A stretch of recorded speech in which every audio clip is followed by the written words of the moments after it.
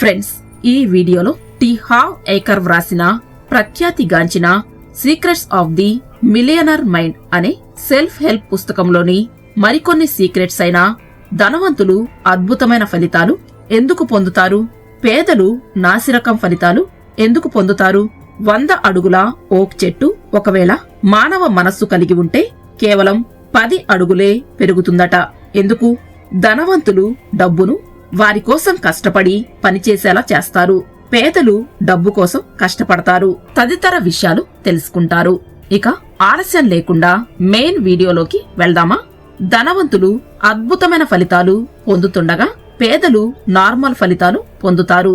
ధనవంతులు అద్భుతమైన ఫలితాలు పొందడానికి కారణం వారు మాకు ఆ ఫలితాలు పొందే అర్హత ఉంది అని నమ్ముతారు. ఆ ఫలితాలు పొందేందుకు విశ్వ ప్రయత్నం చేస్తారు. కాని పేదవారు నాసిరకం లేదా నార్మల్ ఫలితాలు పొందటానికి కారణం వారు మాకు ఇంతవరకే ప్రాప్తం ఉంది అని దృఢంగా నమ్ముతారు. తమను తాము తగ్గించుకొని ఇన్ఫీరియర్ గా ఫీల్ అవుతారు. ఎందుకంటే మన సమాజంలో ఒక్కసారి అవును అనే పదం పలకడానికి 20 సార్లు కాదు అని చెబుతారు. నువ్వు సరిగ్గానే చేస్తున్నావు అనే పదం పలకడానికి ముందుగా నీవు తెలివి తక్కువ వాడివి అని 10 సార్లైనా అంటారు. నీవు అద్భుతంగా చేశావు అనడానికి ముందుగా 10 సార్లు నీవు ఒక పనికి మాలిన వాడివి అని అంటారు. చిన్నతనం నుండి తల్లిదండ్రులు, ఉపాధ్యాయులు పిల్లలను శిక్ష అనే అంశంతో పెంచారు. మీరు ఏదైనా తప్పు చేస్తే శిక్షింపబడతారు అనేది బుర్రలో నాటారు.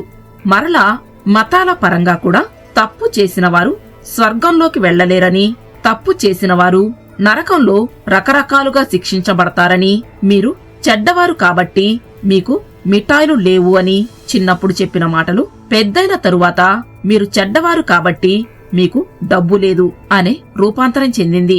ఇదే జీవితాంతం ప్రోగ్రామింగ్ అవుతుంది.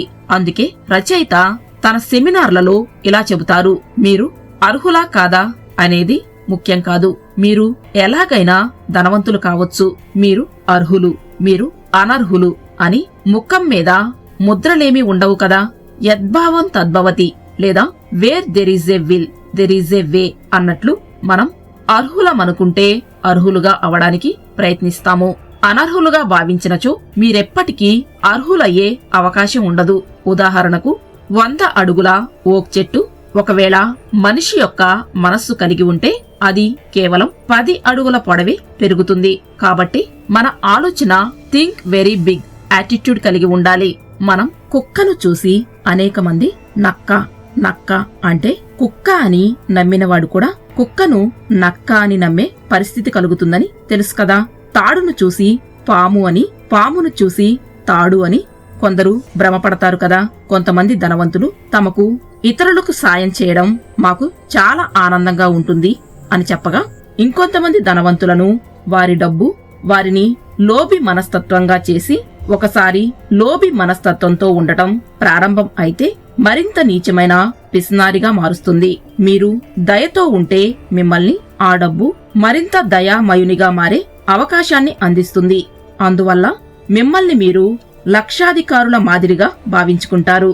మీరు దేనినైనా స్వీకరించే మనస్తత్వం కలిగి ఉండాలి. మీకు కనిపించిన పైసా అయినా రూపాయి అయినా డబ్బు డబ్బే. నేను డబ్బును ఆకర్షించే అయస్కాంతాన్ని. ధన్యవాదములు ధన్యవాదములు ధన్యవాదములు అని గట్టిగా ప్రకటించాలి. మీరు సంపదను సృష్టించాలనుకుంటే బహిరంగంగా స్వీకరించడానికి సిద్ధంగా ఉండాలి. మీరు చాలా వీక్ రిసీవర్ అయినచో ఒకవేళ అనుకోకుండా డబ్బు వచ్చినా అది త్వరగా పోయే అవకాశాలు ఉంటాయి. మీరు స్వీకరించే బాక్సును విస్తరించండి. ఎందుకంటే విశ్వం ఎప్పుడు శూన్యాన్ని అసహ్యించుకుంటుంది. ఎందుకంటే ఖాళీ స్థలం ఎల్లప్పుడూ నింపవలసి ఉంటుంది కదా. అందుకే మీరు స్వీకరించడానికి నిజంగా ద్వారాలు తెరిచిన తరువాత మీ జీవితాంతం తెరవబడుతుంది. మీరు ఎక్కువ డబ్బును అందుకోవడమే కాకుండా మీరు మరింత ప్రేమ, మరింత శాంతి, మరింత ఆనందం, మరింత స్కిల్స్ ను కూడా డెవలప్ చేసుకుంటారు. ప్రార్థనా ధన్యవాదాలు. మీరు హృదయం మీద చేయి వేసి ఇలా చెప్పండి, నేను అద్భుతమైన స్వీకర్తను. నేను బహిరంగంగా చెబుతున్నాను, నా జీవితంలో భారీ మొత్తంలో డబ్బును స్వీకరించడానికి సిద్ధంగా ఉన్నాను. మీరు విడుదల చేసే వైబ్రేషనల్ ఎనర్జీ తరంగ శక్తి మీ నుండి విశ్వానికి ఒక సందేశం పంపిస్తుంది. విశ్వం తన పనిని చేసి ఎస్ అని మనం కోరుకునే దాన్ని మనకు తప్పకుండా అందిస్తుంది. సంపద సూత్రం. ధనవంతులు మీరు మీ కేకును తెప్పించుకొని దానిని తినవచ్చు అనే నమ్మకంతో ఉంటారు. మధ్యతరగతి వాళ్లు కేక్ చాలా ఖరీదైన వ్యవహారం కాబట్టి నేను చిన్న ముక్క మాత్రమే తెచ్చుకుంటాను అని నమ్ముతారు. పేద ప్రజలు తమకు కేక్ తెప్పించుకునే అర్హత ఉందని నమ్మరు కాబట్టి వారు డోనట్ తెప్పించుకుంటారు. ధనవంతులు తమ డబ్బును మంచిగా ఆర్గనైజ్ చేస్తారు. పేద ప్రజలు తమ డబ్బును బాగా దుర్వినియోగం చేస్తారు. మీరు ఎంత పేదవారుగా ఉన్నా, దివాలా తీసే పరిస్థితిలో ఉన్నా ప్రతిరోజు కనీసం 10 రూపాయలు జమ చేస్తూ 2వ నెలలో 20 చొప్పున, 3వ నెలలో 30 చొప్పున, 4వ నెలలో రోజుకు 40 రూపాయల చొప్పున అలా ఎంత వీలుంటే అంత పొదుపు చేస్తూ ఆ డబ్బును మీరు రిటైర్ అయ్యే వరకు తీయకుండా పొదుపు చేస్తూ పోవాలని రచయిత సలహా ఇస్తున్నారు.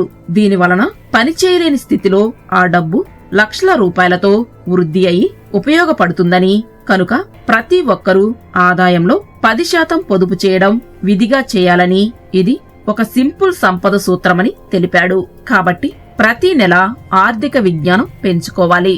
ప్రతి నెల కనీసం ఒక పెట్టుబడి పుస్తకాన్ని చదవాలి. Money, Forbes, Barron's, Wall Street Journal వంటి మ్యాగజైన్లను చదవాలి. అప్పుడు ఆర్థిక నిపుణునిగా ఎదగవచ్చు. మీరు యాక్టివ్ ఇన్కమ్ అయినా పనిచేయడం ద్వారా వచ్చే ఇన్కమ్ నుండి రెంటల్, ఇంట్రెస్ట్, సేవింగ్స్ ద్వారా వచ్చే ప్యాసివ్ ఆదాయం వైపుకు మరలాలి. మీరు కంఫర్ట్ జోన్ నుండి బయటపడడం ప్రాక్టీస్ చేయండి. మీకు అసౌకర్యంగా ఉండే విషయాలపై ఉద్దేశపూర్వకంగా నిర్ణయాలు తీసుకోండి. మీరు సాధారణంగా మాట్లాడని వ్యక్తులతో మాట్లాడండి. మీ జీతం పెంచమని అడగండి. మీరు వ్యాపారం చేస్తుంటే ధరలు పెంచండి. ప్రతిరోజు 1 గంట ముందు నిద్రలేచి రాత్రిపూట అడవిలో నడవండి. ధనవంతులు నిరంతరం నేర్చుకుంటారు, వృద్ధి చెందుతారు. పేద ప్రజలు తమకు ఇప్పటికే చాలా తెలుసు అనుకుంటారు. ఫ్రెండ్స్, ఈ విధంగా ధనవంతుల మైండ్ సెట్, పేద ప్రజల మైండ్ సెట్ గురించి అనేక విషయాలు తెలుసుకున్నారు. ఇంకా పూర్తి వివరాలు కావాలనుకుంటే టి హావ్ ఏకర్ వ్రాసిన secrets of the millionaire mind అనే బుక్ ను పూర్తిగా చదివి సమగ్ర విజ్ఞానం పెంపొందించుకొనవచ్చును. ఈ వీడియో మీకు నచ్చినట్లయితే మరి ఈ వీడియోని లైక్ చేసి మీ ఫ్రెండ్స్ కి షేర్ చేసి మా SVR పాజిటివ్ వైబ్స్ అనే యూట్యూబ్ ఛానల్ ను సబ్స్క్రైబ్ చేయండి. Thank you for watching.